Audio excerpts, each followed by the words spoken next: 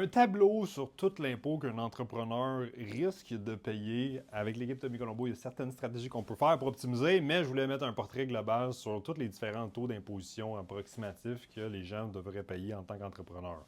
Devrait être un grand mot, là. Différents taux d'imposition, dépendamment si on est sur le petit, au taux aussi, on parle d'un 12,2 %. On peut se retrouver dans une moyenne de 20,5 ou avec le haut taux de 26,5 % d'imposition. Ça, c'est vraiment pour tous les revenus d'opération, les actifs qui opèrent, qui génèrent du revenu, qui bougent. Après ça, on a des surplus, on envoie ça dans les gestions, fonds de placement, on a des revenus qui sont générés par nos placements de la société. Et bien là, on parle d'un taux de 50,17 %. Encore une fois, certaines choses là, peuvent varier de ce côté-là, mais taux moyen, des alentours de 50,17.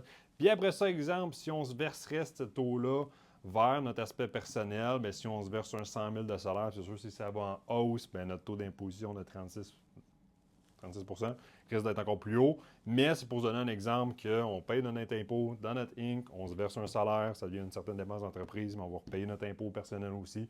Même principe que si on se verserait de l'argent de la société en termes de dividendes, on va aussi repayer de l'impôt.